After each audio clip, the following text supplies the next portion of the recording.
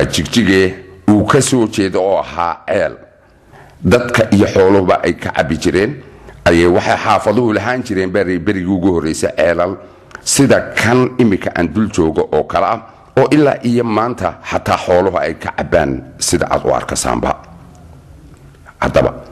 sidii kolba heer looga soo gudbayay marxalada kala duwan oo deegaanka oo dhan saameyn jira oo ay ka mid ahayd abaaro waaweyn ay jireen ayaa sidaan xogta ku hayo waxa jira qorshe ballaaran oo ay dawladda deegaanka Soomaalidu ay rabto inaanay mustaqbalka wax kale ba joogeen aanay dib u dhicin dadka iyo dunyadoodu inay u dhintaan biyo la'aan sidaasi loo gaadhana waxay dawladdu soo iibisay 4 baabuur oo ah kuwa ceelasha qoda ee riigaga oo casri ah oo dirbadiba loo kala qaaday degmooyin oo mana aha oo ay ugu horqodayaan waxaana la ii soo sheegayaa imika inay dhowr degmo durtaba ay biyihii ka soo saareen iyadoo ay taasi jirto oo hawlihiiba la bilaabay ayay yaab igu noqotay ka cawka ahaan in xaafado badan oo caasimadii dalka ah waajigjige ay ka jirto biyo la'aan oo ay u dhaamiyaan gaari dameero iyo booydo kuwaasi oo u badan inay sicir sare ay ku subaan 30 ilaa 40 bir oo lacagta dalkan Itoobiya waabay jirtaaye waxa isweydiin la markaasi waa maxay sababtu saan xaqiiqada arrintanina u ogaado ayaa waxaan ka fursan waayay inaan u tago hay'adda biyaha qaabilsan lana kulmo injineer Ali Bedel isagoo oo jooga goob ka mid ah kuwa biyaha lagu kaydiyo oo aan weydiiyay marka hore sababta jigjiga biyo yaraanta dhigtay iyadoo waliba sidaan xogta aan ku hayo sahama hore loo sameeyay lagu ogaaday in jigjiga iyo hareeraheeda biyaha dhulka ku jira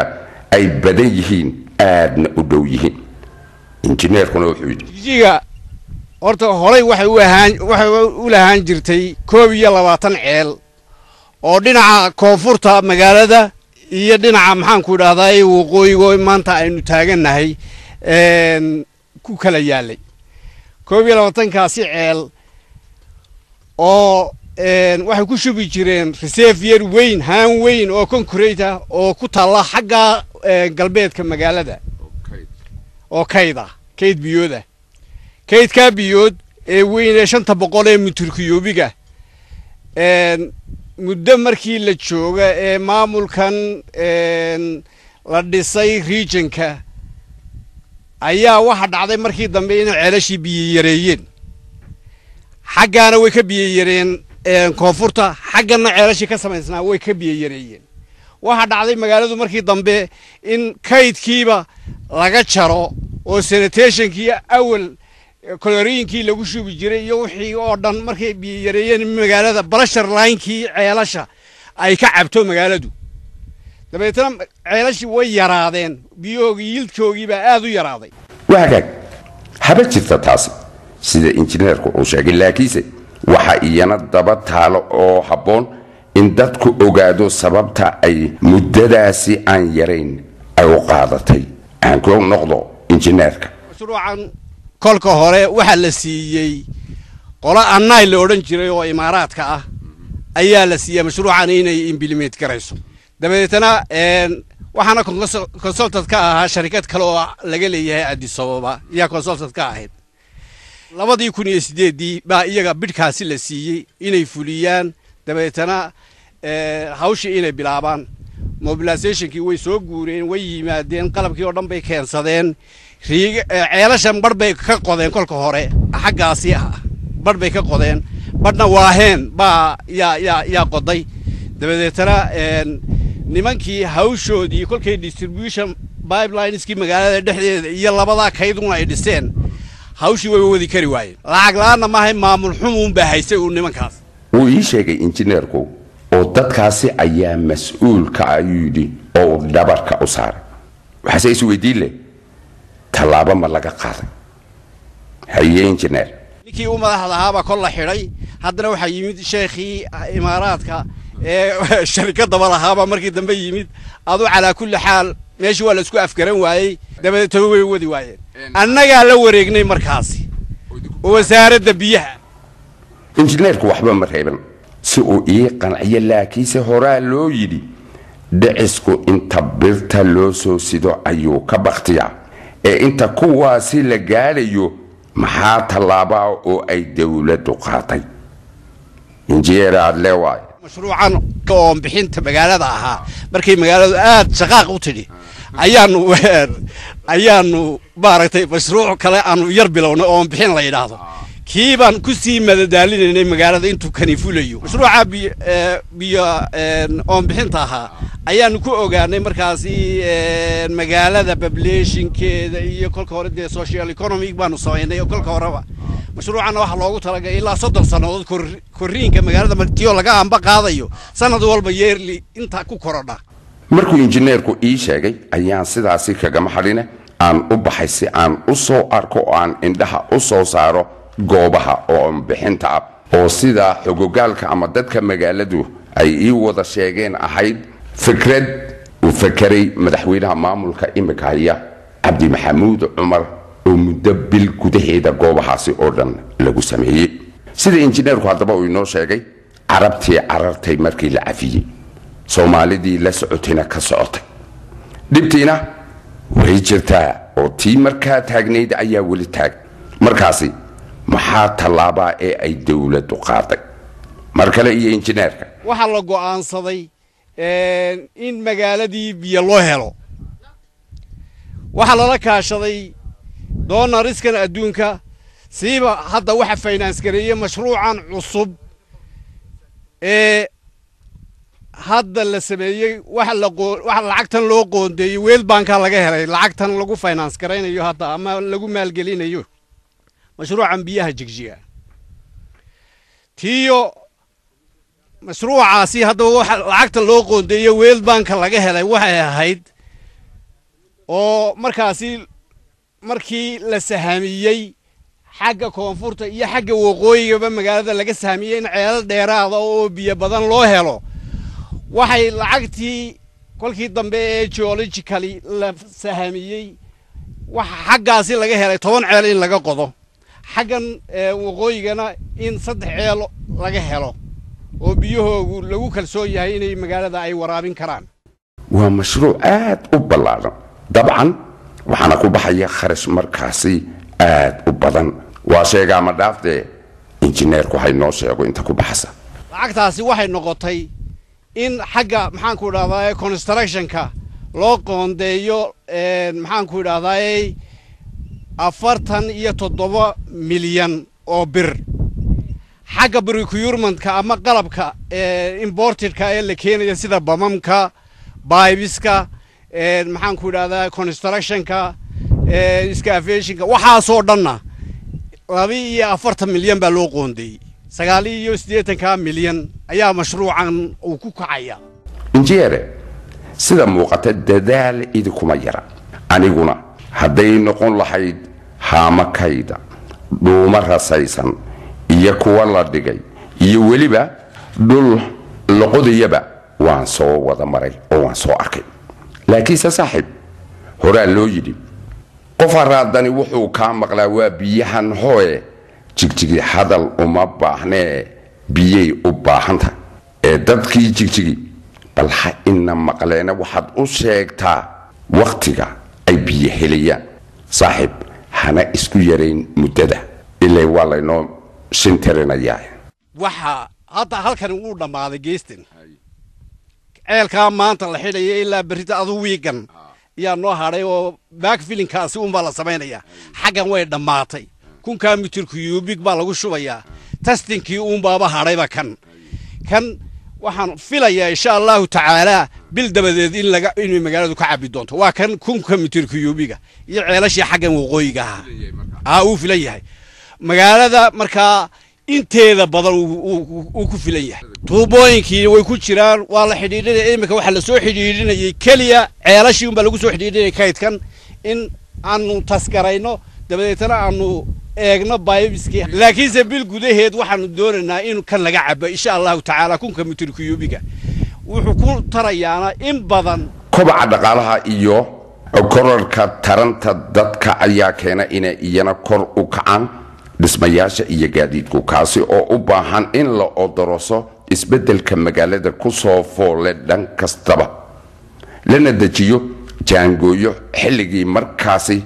la joogaba buuxiya jaangooyadaasi amaba qorshahaasi waxaa ka mid ah in la helo gaadiidka dadweynaha public transport oo lagama maarmaan oo ah isku socodka magaalada iyo hareeraheedaba siba dadka aan awoodin inay iyagu baabuur u gaara ay iibsadaan oo yeeshaan arrintaasi haddaba heerkay jigjigi ka marasa ma heer sare ma heer dhexe mise heer hoose dabcan waxa awlwadeennada xilku ka saaran yahay horjooga duqa magaalada oo igu yidhi كلي أحمد بين بنشيء هدي أنكو ده واحد سره هدي أنكو ده ولي تهنا بين بنشيء وعد حد نورن كره إلا سقرشان وديارنا هذا أنا وحكومة إن الله تشمينه إن أنت فيش كوسمينه كلي هذا قرشيه مد ونغنيه هذا ما ترك كذا شيء مد أنسيه الرعيب ونغنيه مركا قرشوا أذكر أنت دق يعني قلت لك الحاجة public transport كمجال marka laga reebo hadaba gaadiidka dawladda ee adeegyada aan yareyn iyo kuwa sida gaarka ah loo leeyahay waxaad arkaysaa in gaadiidka dadweynaha ee lacagta lagu raacay ee magaalada ku sugan uu dhammaystiran yahay laga bilaabo laba lugalay oo mootada ah saddex lugalay oo bajaajka ah afar lugalayaal oo abasaska iyo tagaasida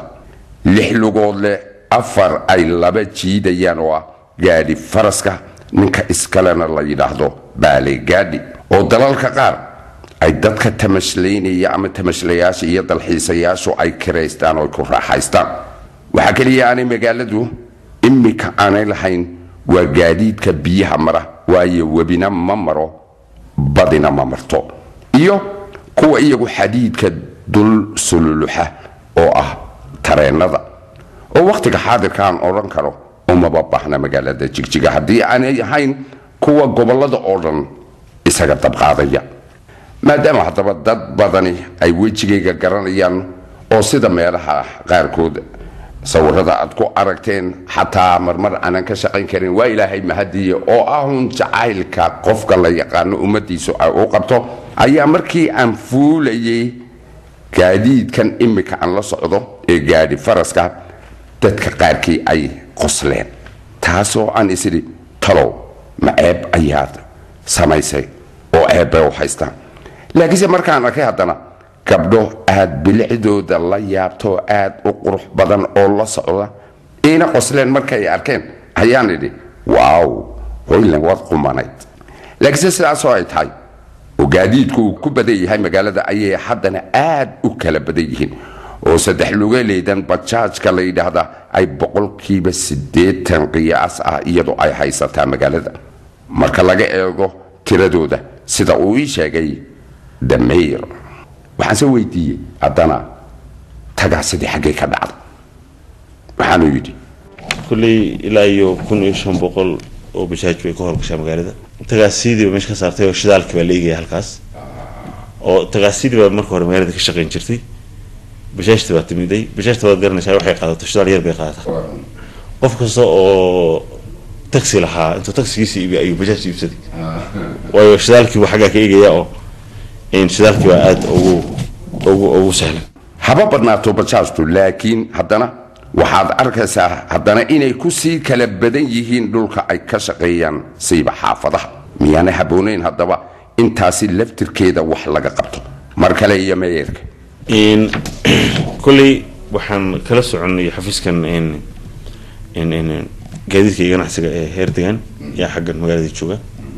مركا شقوين بدن أو حتى ترانسيشن أو متقن عن حاجة كسود أدعينين أو حفيز كان إن جناح سج هير مجاله أم كسود أدعينين يا كذا إن وحابون كذا شقين هذا صدا إن متقن إن ترافيك لايت كا ميدان كذا هذا اللي أيوها إن وزيرك إن إلا سي و تشيكا وحين قلنا تي بتشوف مجاله لوجود ينكر هذا السدا أي صعوبة إن شاء الله وأنا فاني وحين قلت من ذوق فاني تونا.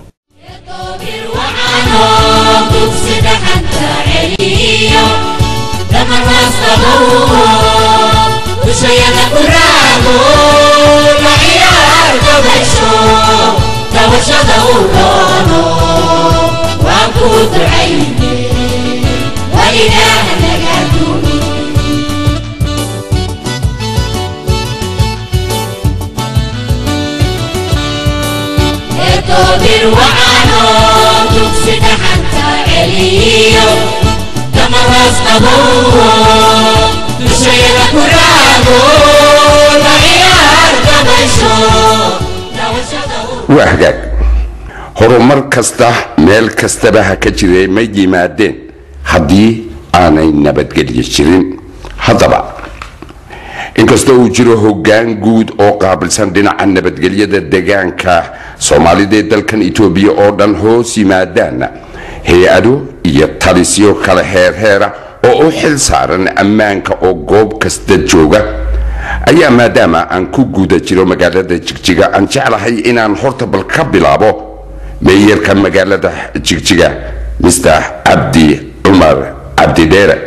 oo aan jeclahay inuu ii sheego marka hore heerka uu aaminsan yahay isagu in nabadgelyada Jigjiga ay tahay ma heer sara ma mid dhaxa mise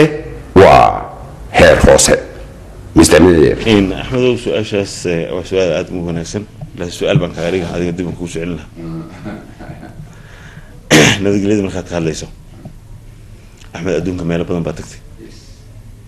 wadamo badan baad aragtay magaalo Jigjiga aan ahayn oo markii la aadima dahabkii dibadda yaala salaada la tagi miyaad aragtay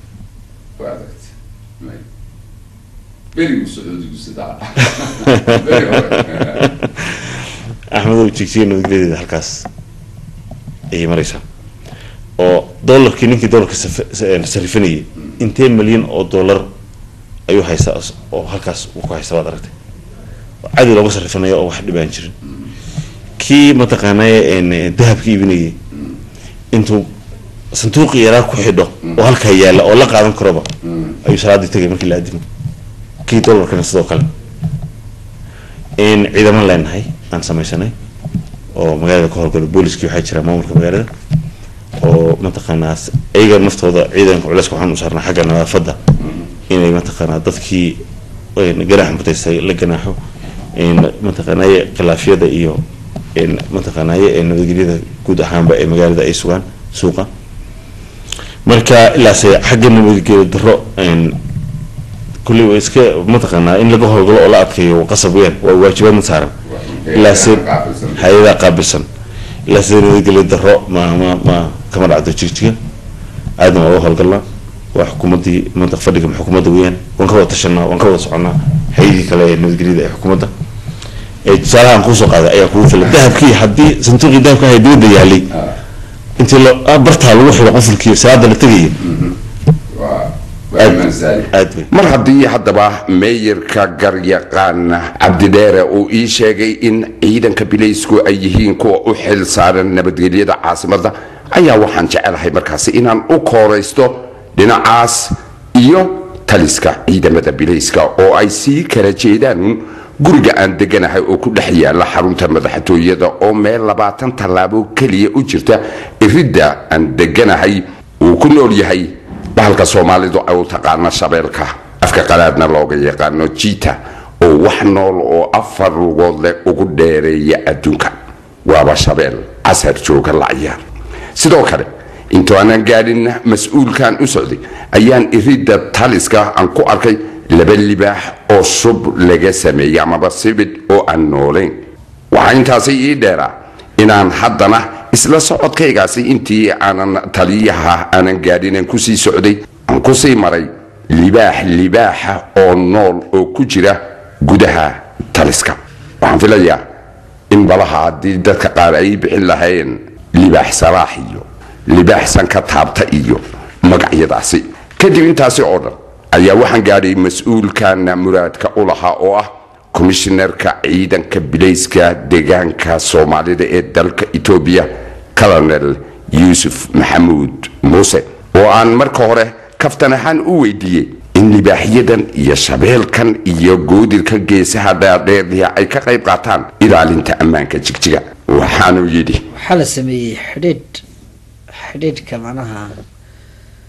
bulshada iyo booliska iyo xawayaanaadka wala sameeyay xawayaanka kama la joogana sida booliski intaan bulshadii dhaafnay hadda xawayaankii baa noo imanaya oo nala joogayo hadda wadiga arkay libaaxaasi wuxuu iskala ciyaarayaa booliskii uu ehel ka dhiganayaa goodirkana wadiga arkay ninkii ruuxii meesha soo galay wuu salaamaa shabeelkuna waa sidoo kale marka waxaad moodaa kolley waa xawayaankii ugu tartaraa markii macnaha dibadda kale la xawayaankii ugu tartaraa shabeelka iyo libaaxa gaar ahaan waa xawayaankii ugu khatarsanaa weeyaan maantana waad aragtaay xaruntii bay dhex joogaan dowlad deegaankii xafiistii bay kamid yihiin waagaag taasi kaftana ayay iga ahayde adigoo raalliya goormaad kalaneero xilkan adigu aad qabatay marka adigu xilliga intaan shir aan hayo xilka waa 2002 Ethiopian calendarka ayaan xilka qabtay bishii 3aad marka hadda waa sanadkii 4aad weeyaan sanadkii 4aad dalkan Ethiopia sida dalka kale ee adduunka ayaa waxa uu leeyahay dastuur guud ahaan khuseeya 9 gobol ee Jamhuuriyadda Dimuqraadiga Federaalka dalka Ethiopia ay ka kooban tahay sidoo kale gobol kasta oo 9kaasi deegaan ka mid ah wuxuu leeyahay dastuur hoos ahaaneed oo u gaar deegaan kasta oo qeexaya wixii markaa deegaankaasi khuseeya laakiin sidaas oo ay tahay ayaa waxaad arkaysaa in deegaanada qaar ay iska indhatiraan qodobada qaar ku qoran dastuur hoosaadkoodaasi sida muddooyinka ama sanadaha ay madaxweynayaashu xilka haynayaan tusaale ahaan dastuurka deegaanka Soomaalida ayaa waxa ku cad in muddada madaxweynaha xilka uu haynayo ay tahay 5 sanadood haddii dib loo doortana uu 5 kala hayn karayo laakiinse wuxuu qodobkaasi noqday waxay carabtu tiraahdo xibrun cala alwaraq khad ku qoran warqad oo aan la fulin taasoo keentay in madaxweynaha imika haya xilka deegaanka Soomaalida ee dalkan Ethiopia uu yahay madaxweynihii 11aad ee Soomaaliya haddaba anigoo ka duulaya arrintaasi kana shakisan in mas'uuliyiinta kale ee deegaankuna ay saasoo kale yihiin ayaa waxa aan weydiiyay commissionerka inta taliya ka horeysay waxaana uu yidhi taliyii afshanaad meelahaas afraad ama shanaad dalkan Ethiopia waxa uu leeyahay hal ciidan oo military ah oo ay quruumaha wadanka ku nool oo dhan ay ku wada jiraan laakiinse deegaan kasta wuxuu sii leeyahay ciidamo bilaysa oo u gaar ah waxaan se arkay intii aan halkan joogay ciidamo la leeyahay waa wada bilays balse mid kastaaba uu leeyahay labis tuuta ah oo ka duwan kuwa kale oo u gaara markaasi waxaan Colonel Yusuf weydiiyay waxa ay kala yihiin ciidamadan kala tuutahay waxaan yiri ay ku tatay ciidanka booliska wuxuu qaybsan yahay waa ciidankii hore oo ciidanka caadiga ah bilayska meelaha kala gudbinaya rugaha jooga degmooyinka jooga kiilka jooga gobolka jooga iyo ciidan kale isagana la yiraahdo ka hortaga banaanbaxyada sharci darrada oo ma batana loo yaqaano oo soo ka howlgala 3 gobol aan raana caasimada iyo dhagax buur iyo qabdar marka waxa kale iyaguna ciidanka macnaha new police ko isaguna laan kala oo heer commissioner sagaltiisu aad u fara badan oo ciidankan macnaha ciidankan u badda warweeye oo ciidanka macnaha deegaanka dalku uu ku tiirsaday oo la yiraahdo ciidanka booliska gaarka marka wasay militariga soo tababaran ayaa isaguna jira marka tan kala qaadno ciidanka new police waa ciidan macnaha u tababaran sida militariga inta badan waxa tababarkooda inta badan askari waa militariga weeyaan marka waa ciidan u tababaran sida militariga waana boolisatana booliska gaarka baa la yiraahdaa inta kale ciidankan ma batanaga isaguna wuxuu tababartay baan hal sano iyo waliba bilo kaas oo isagana loo tababaray kacdoonada sharci darrada iyo shaqooyinka kale ee loo baahdo waa ciidan macnaha sida commando soo yaan si laftiisu waxa loogu talagalay in meelaha caasimadaha uu inta badan uu ku qorraado hadii loo baahdana meelaha kale loogu baahdo inuu daboolo ciidanka kalena waa ciidanka madabanya booliska ama ciidanka macnaha caadiga ah ee booliska oo isaguna koorsooyin kala duwan qaata oo marka ugu horeysa wuxuu xaradaa 6 bilood iyo 6 bilood oo laba goor iyo ayaa isagana la kala xariyaa oo lagu celceliyaa taa waxa daba socotay haddana duruusii kale oo faraha badnaa oo la kala siinayo oo tababaro gaagaaban oo la siiyo marka waa ciidankan isagu leh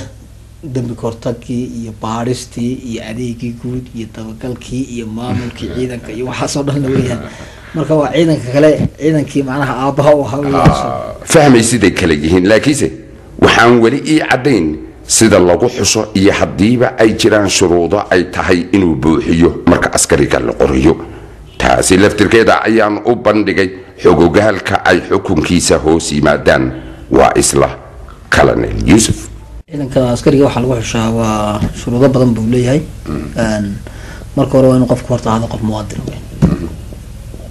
waa inuu aaminsan yahay macnaha dastuurka federaalka iyo ka deegaanadaba waa inuu noqdo qof macnaha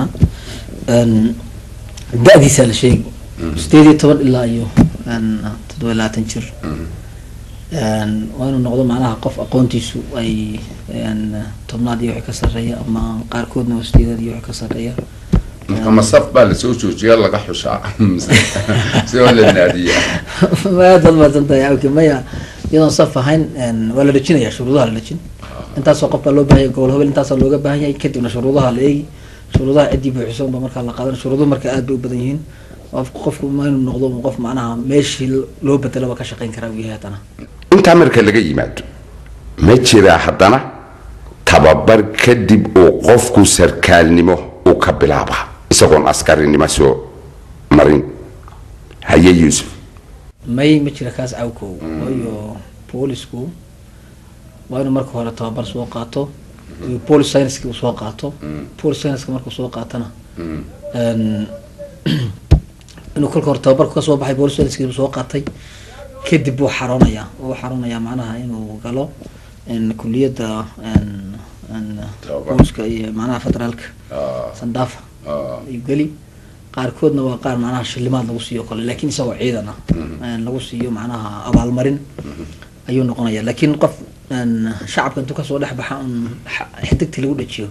iyada weli ma dhicin haweenku kaalin firfircoon ayay kaga jiraan dhaqaalaha qoyska iyo ka degaankaba sidoo kaleetana waxaan indhahayga anigu ansaaro oo aan arkay haween ka mid a ciidamadaasi oo xataa qaarkood ay ku dhaawacmeen dagaalla ay la galeen waa sida ay hadalkooda u dhigeen dadkii ii sheegayay dad nabaddiida haddaba maadaama ay haweenku sidaasi ay uga dhex muuqdaan bulshada siday tiro ahaan ay ku yihiin ciidamada bilayska mar kale iyo taliya yuusuf haweenku tirada markaad eegto aada uguma badan laakiin inta badan haddana waxay ku jiraan kooxaha hadda bandiyadoo kale inta badan ku badan yihiin qaybaha kalena way ka dhex muuqdaan laakiin dee siduu raggu uga dhex muuqanayo ugama dhex muuqdaan ciidan ahaan markii la eego waa dee laga badan yahay laakiin ma yara laakiin ma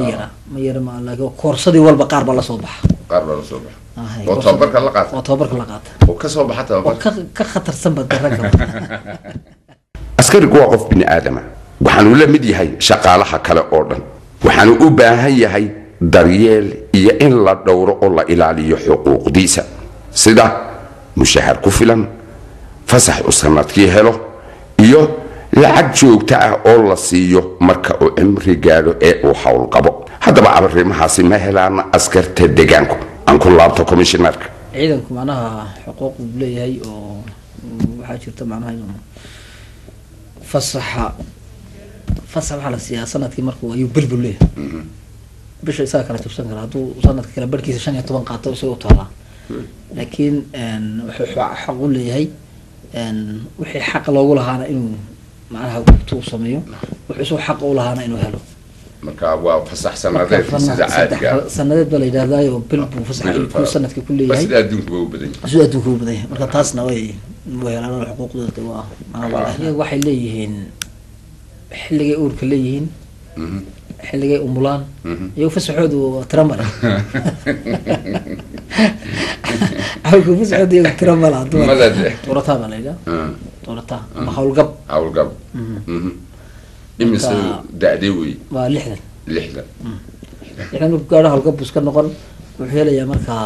pensionkiisa iska helayaa lacagtiisa iska qaadan عروس إسنا كلا وبوش قيسان دي عروتيس أنا بس اللي كنت قال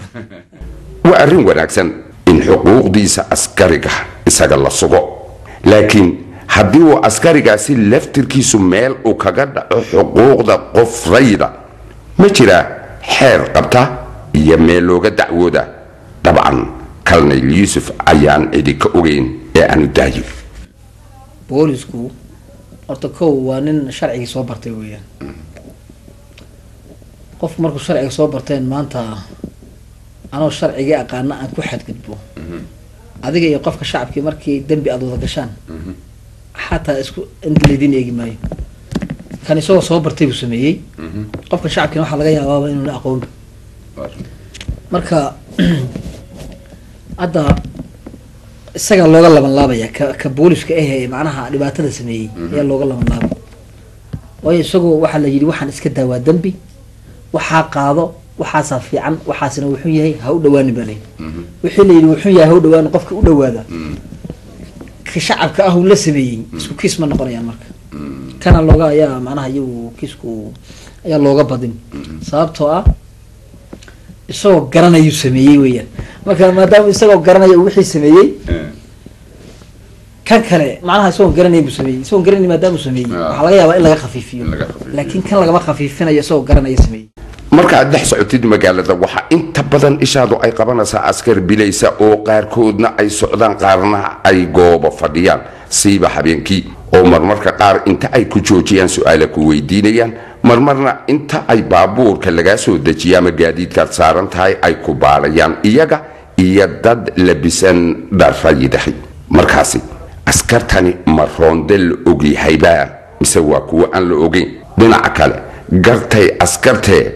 dadkan rayidka ah ee dadka baalaya maxay iyaguna yihiin taliya ku noqo hadda meel markii la joogo roonda lagama maarmo boolisku mar walba roondu leeyahay baabuur bareegtu leeyahay kuwa lagu leeyahay wuxuu leeyahay kuwa meel qoomi ah ama meel kuma dhiman macnaha meel joogo standby ah hay marka booliska noocyadiisa kala duwan ayaa haddana ilaalada noocyadiisa kala duwan ayaa lagu sameeyaa macnaha dowladda Soomaaliya meel kasta meelaha ay magaalo tahay iyo meelaha kale ee macnaha tuulayaasha marka roondi ayaa jira kuwa gaadiida jira iyo kuwa luga jira iyo kuwa goobo ayuu jooga jira marka iyadoo shacabkii boolis noqday shacabka dowladda Soomaaliya maanta ayaa hay'adihi nabadgelyada ka soo kamid ah macnaha waxay wada shaqeeyaan dhammaan sida booliska kale marka aad iyo aad ay u fiican tahay baan yaan oran karnaa taariikh ahaan deegaanka Soomaalidu tan iyo aamanuudii malaxan jidad laamiya oo isaga isku xidha Itoobiyada kalena ku xidhiidhiya haba ahaatee haddana aad ayuu u yaraa shilku marka la barbar dhigo maanta oo ay deegaanka Soomaalida dhex mulacyeeyaan jidad laamiya inta dhimanna lagu tarajiro sida qorshuhu yahay in dhawaan la sameeyo arrintaasi way isku kay qaban weyday maxaa qaldan aan la kaashado commissionerka Colonel Yusuf shilalkaas inta badan waxay shilalkaas marar badan oo ka hadlay waa dhibaatooyin fara badan baa ka jirtay indhoom hadda way yaraaday waliba shilalka inta badan waxa keeni jiray kow baan qofkii oo qaadir ah ta kale isagoo ku qaylayo marqaamayo walaa warkar macaansanaya ta labaad suunkii uu xidhanayba daroolkii تستعد محنا وحكينا يا عارف ما درده باور كلفتيش تاس مرات بدل معناها وان كلها اللي حتى جريد كله من شريه سوي دنيهين ما مرضوا دم شريه معناها ما كون الرضا يكون يقولون شريه كواس مركا أذكر وان كمان هذا اللي حقا وير هذا مركي هوري حتى أنا بقول لكن شلل كانت أوجب بدن واحد كده عاد أنت بدن وضدنا حتى اللامي اللي يحضر يتن حتى على سبب بحضة أي أنت بدن كده عن أنت بدن باورك أو حاول كسرعة أي حتى أنا تاير كبنجري ما لقى سوق قبل ما شفت مركا ضدوا حاجة معناها درولين أن قرر المسؤولين إسكات ودبات قبوا قارب بدن ما هذا حنا وطلعوا لقى قاعد بيشرا مركا وحكوا سعر يعني جوا أما مركان ما يو قيلين وأنا صونك وحنين أما لقى يا بابا إني كرسي هلا أكثر ديابا waa dhibaato ayaa keenaysa marka waxyaalahaas oo dhan wacyigelin baan ka samaynay ayagii baan isugu yeernay waanu sheegnay darawal maanta macnaha xiranka aan xiranaynin soonki pilotigi ma jiro kow darawalka lagu arkay isagoo ku qaylaya gaariga dhexdiisana in tallaabo laga qaado inta kale gaariga in la baadho markuu baxayo caafimaadkiisa waa in la baadho gaariga dadka in la iska saaro unma gaariga dadka la saaraya ee traanka ku socda wuxuu yahay waa in la ogaado ma gaari caafimaad qabaa ma gaari aan la sheekaraynin powerka waa in la iska sheekareeyo dee qofka bini-aadanka markuu soo tooso soo sheekarayn aan bixin marka waa in la sheekareeya waxani waa bir weyn marka taasa ayaa keenaysa darawliin fara badan tallaaba laga qaaday laakiin tallaabadii haddana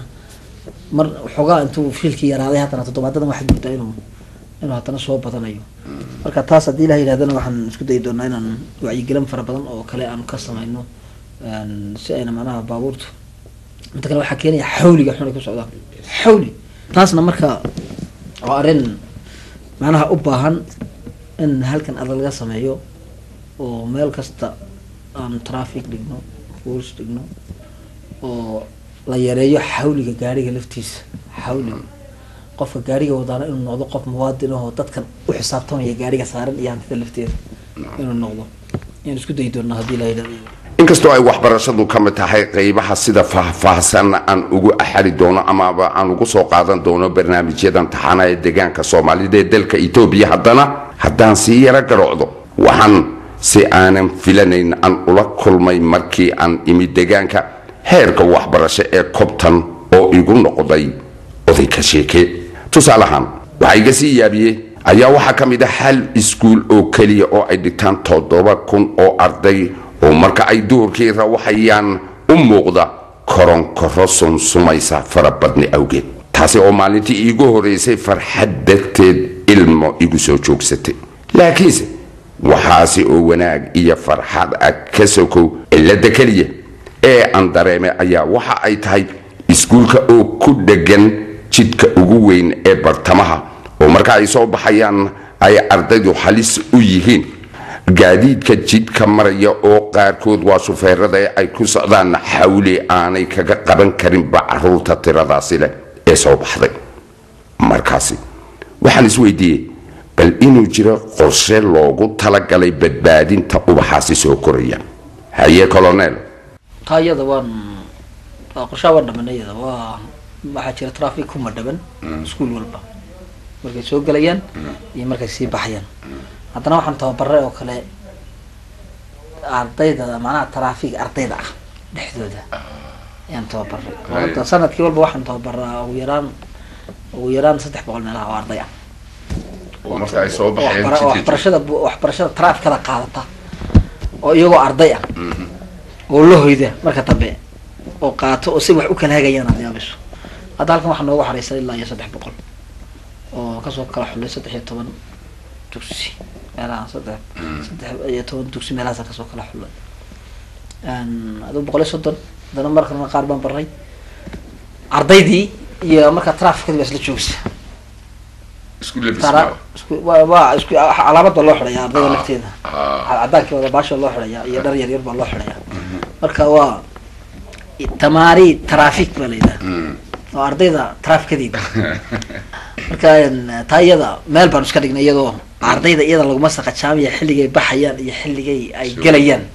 laguma saqajaamayo hal gaari oo macnaha socon karaa marka ma jiro inta agagaarka waa la joojin dhag ardayda markay wada xaroota baabuurta la siiyo markay kasoo wada dhamaatana waa la sii dayay laakiin inta ka horeysa goobaha iyada si gaaraan iyaga u eegnaa hawraarsan ha yeeshee aan u imaado waa halkii saaxiibkay cabdisalaan hereriye halkay sheekadu u dhimatay oo ah maxaa lagu tilmaami karaa nabadgelyada xilligan aynu joogno ee magaalada jigjiga colonel ym jalaal ku noqohada aad baad umadsantay cabkow taa haddaan kaga jawaabo magaalada jigjiga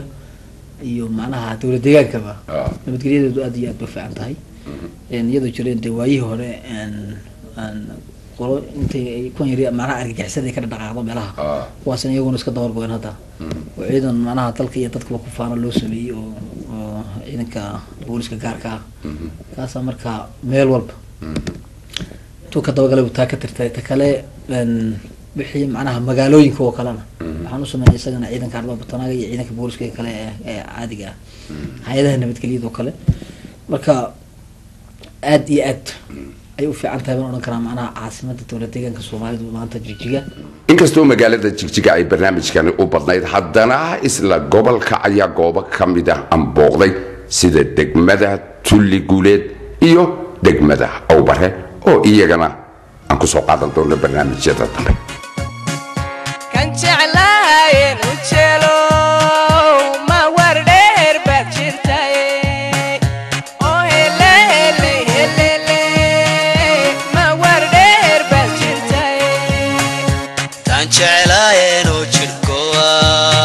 ay iyadaygu la joogtaa oo hele iyadaygu